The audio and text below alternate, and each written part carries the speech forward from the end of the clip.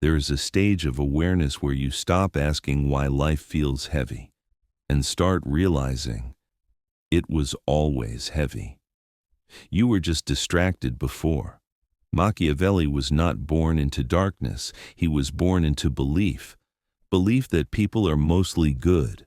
Belief that loyalty is natural. Belief that truth has power on its own. But history does not reward belief. History rewards accuracy. And accuracy is emotionally expensive, because accuracy removes hope that has no evidence. And hope without evidence is what keeps most humans emotionally stable.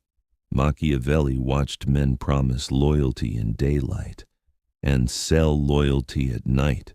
He watched leaders speak about honor while calculating survival. He watched people love each other until fear entered the room, and fear is the most honest emotion humans have, because fear is connected directly to survival, and survival sits above every moral system humans ever created, above religion, above culture, above law, above identity. Survival is the first language of the nervous system, and morality is the second. And when those two conflict, the first usually wins. Most people never want to accept this, because if you accept it fully, you must accept that under extreme pressure, anyone can become someone they promised they would never be. And if anyone can become someone else, then permanent emotional trust becomes statistically fragile. And when permanent trust becomes fragile, loneliness begins. Not dramatic loneliness, structural loneliness, the loneliness of knowing connection exists, but has conditions hidden inside it, conditions no one talks about, conditions no one wants to test, but conditions that exist anyway. Machiavelli understood humans are not stable beings, they are situational beings, and situational beings cannot promise permanent emotional behavior. They can only promise intention, and intention collapses under enough pressure, and pressure is inevitable. Time creates pressure, loss creates pressure, fear creates pressure, power creates pressure, and pressure reveals the survival layer. And the survival layer does not care about emotional promises. Once Machiavelli accepted this fully, he stopped expecting emotional safety from social systems, and social systems are built on emotional expectation. Without expectation, you can function, but you cannot fully belong. And belonging is the emotional oxygen of most humans. But thinkers, observers, pattern recognizers lose access to emotional belonging first, because they see contradictions too clearly. They see love mixed with fear, loyalty mixed with advantage, kindness mixed with self-interest.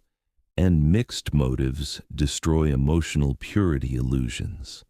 And emotional purity illusions are what create deep comfort. Without them, you exist in psychological realism, and realism is emotionally cold, not cruel, not violent, just cold, like space, like mathematics, like physics, accurate, but emotionally indifferent. Machiavelli did not become emotionally numb. He became emotionally precise, and emotional precision reduces emotional chaos, but also reduces emotional intoxication. And emotional intoxication is what makes life feel magical to most people. Without intoxication, life feels operational, clear, stable, predictable, but heavy, very heavy. Because now meaning must be built consciously, not absorbed socially. And building meaning consciously is exhausting, but powerful. Because self-built meaning cannot be easily taken away, but social meaning can collapse overnight, and most people build identity socially. Machiavelli built identity internally, and internal identity is lonely, because no one else can fully enter it. He understood something deeply disturbing. Most human connection is maintained through mutual selective blindness. People agree not to look too closely at each other's survival instincts, because if they did, trust would become harder and society would slow down. And humans evolved to prioritize group survival, not emotional truth.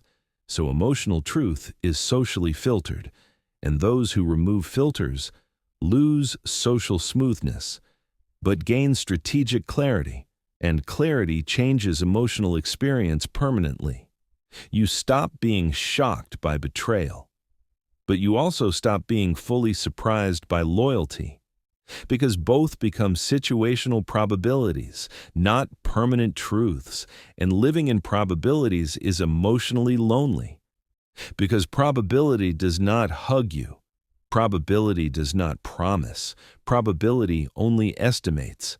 And living inside estimated emotional stability feels like permanent psychological distance from others, even when surrounded by people, even when loved, even when admired, because admiration is distance disguised as respect, and distance grows with power, with intelligence, with perception, because perception removes shared illusion, and shared illusion is social glue. And maybe the deepest loneliness is not being rejected. It is outgrowing illusions required for mass belonging. And maybe history is shaped by those people, not because they are better, but because they are less distracted, less emotionally dependent on social validation, more comfortable inside psychological silence. And silence is terrifying to most people, because silence forces self-confrontation, and self-confrontation reveals internal contradiction. And most humans build life around avoiding internal contradiction, but thinkers cannot avoid it forever. Observers cannot avoid it forever, and leaders cannot avoid it forever. Because decision-making requires confronting reality without emotional cushioning. And emotional cushioning is what keeps most people psychologically stable. Without cushioning, you experience existence more directly, more neutrally, more structurally. And structure is not emotionally warm, but structure is stable. And stability creates long-term influence, but reduces short-term emotional comfort. And maybe this is why history's most influential minds often lived emotionally isolated lives, because they lived closer to structural reality than emotional narrative, and emotional narrative is what creates collective meaning. But structural reality is what creates collective survival. And survival always outvotes emotional comfort across long time scales. Machiavelli accepted emotional impermanence as baseline reality, and once emotional impermanence becomes normal, fear reduces, but warmth reduces too, because warmth depends on emotional permanence belief, and removing permanence removes deep emotional relaxation, and deep emotional relaxation is where most people experience belonging. And belonging is addictive, but fragile, very fragile. And fragility becomes obvious once you study history long enough. Empires collapse, families fracture, friendships fade, belief systems mutate, identity shifts. Nothing holds permanent shape under time pressure. Nothing. And accepting that fully creates a strange emotional neutrality. Not sadness, not joy, not despair, just existence. And existence without emotional expectation feels like standing in open space. No walls, no guarantees, no emotional contracts, just cause and effect. And cause and effect do not love you, they operate. And maybe that is the final stage of Machiavellian clarity. Not manipulation, not domination. Acceptance of structural reality over emotional story. And emotional story is what most humans live inside. And maybe those who leave emotional story early become lonely early. but powerful later. Because power requires structural thinking, not emotional thinking. And structural thinking separates you from emotionally driven crowds, and separation creates loneliness, but also influence. And history tends to remember influence more than emotional comfort. And maybe the final loneliness is this: knowing you can live without emotional illusion, but knowing most people cannot, and choosing not to destroy their illusions because you remember how comforting they once felt. And maybe that is the last human thing left inside extreme clarity, restraint, not destroying hope for others, even after losing it for yourself. And maybe that is where Machiavelli truly lived, not in cruelty, not in darkness, but in quiet acceptance of what humans are under pressure. And maybe that acceptance is colder than hate, but more honest than hope.